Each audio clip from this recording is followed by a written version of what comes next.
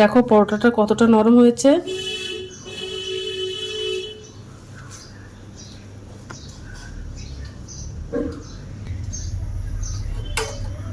তো দেখো ছিঁড়ে দেখাচ্ছি কতটা সুন্দর হয়েছে।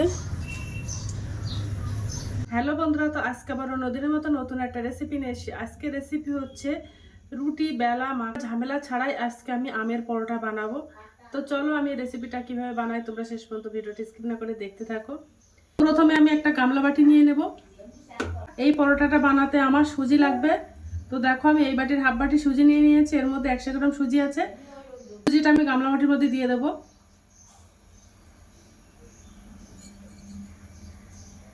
ওই বাটির আমি হাফ বাটি ময়দা দিয়ে দেব, সামান্য পরিমাণে একটু লবণ দিয়ে দেব। আমি ওর মধ্যে এই বাটির হাফ বাটি আমের পাল্প দিয়ে দেব, আর 100 গ্রাম মতো চিনি দিয়ে দেব। এবার ভালো করে মিশিয়ে নেব।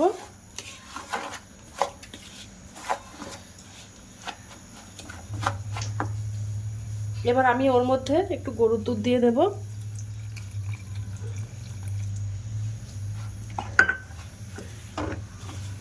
দিয়ে ভালো করে মিশিয়ে নেব।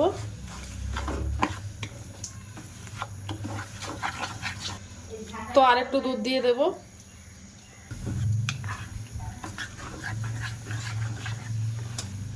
দেখো ভালো করে মিশিয়ে নিয়েছি। আমি এবার 15 মিনিটের জন্য এই ব্যাটারটা রেস্টে রেখে দেব। এই 15 মিনিট এইভাবে রেখে দিলে সুজিটা বেশ ভালোভাবে ভিজে যাবে।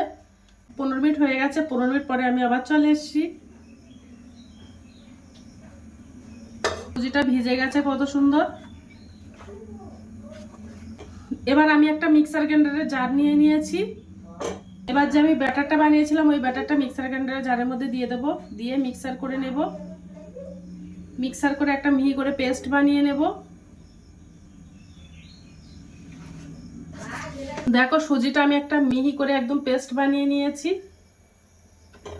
এবার আমি ওর মধ্যে কিছুটা এলাচ গুঁড়ো দিয়ে দেবো। এই এলাচ গুঁড়োটা দিলে একটা আমের থেকে একটা গন্ধ বার হয়, সেই আমের গন্ধটা আর থাকবে না। দিয়ে ভালো করে মিশিয়ে নেব। একটু হালকা করে নেব, একটু দুধ দিয়ে দেব।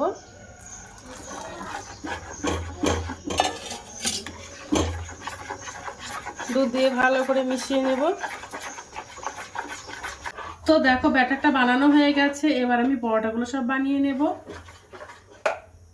এবার উনানে আমি একটা ফ্রাইং প্যান দিয়ে দিলাম।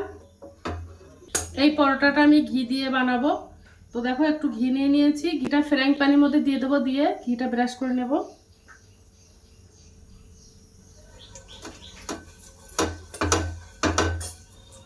এবার ব্যাটারটা দিয়ে দেব।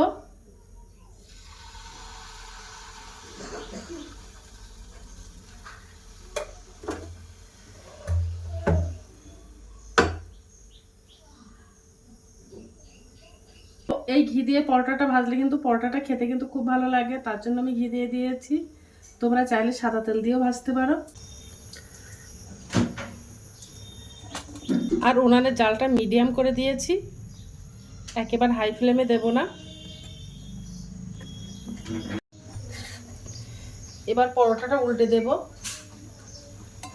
আস্তে আস্তে করে উল্টে দেব, তা নাহলে ছিঁড়ে যেতে পারে। উল্টে দেব, দিয়ে এবার ভালো করে সেঁকে নেব। তো দেখো আস্তে আস্তে ফুলছে।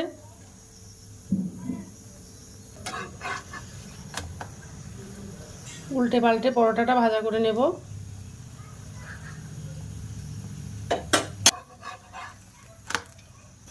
তো আমার এই পরোটাটা ভাজা করা হয়ে গেছে। এবার আমি তুলে নেব পরোটাটা।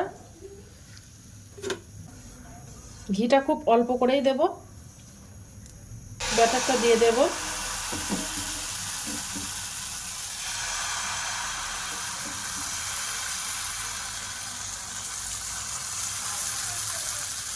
এই পাকা আমের পরোটাটা খেতে কিন্তু অসম্ভব মজাদার হয়। তো পাকা আম ফুরিয়ে যাওয়ার আগে তোমরা একবার হলে বাড়িতে পাকা আমের পরোটাটা বানিয়ে ফেলতে পারো।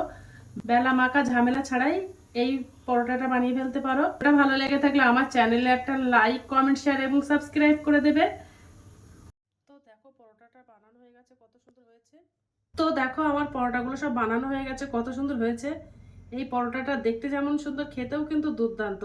তোমরা একবার হলে বাড়িতে ট্রাই করতে পারো। তো আজকের দিনের মতো ভিডিওটা এখানে শেষ করছি। আগামী দিন আবার একটা নতুন ভিডিও চলে আসবো। তো টাটা, বাই বাই, সবাই ভালো থাকবে, সুস্থ থাকবে। আগামী দিন আবার একটা নতুন ভিডিও দেখা হবে।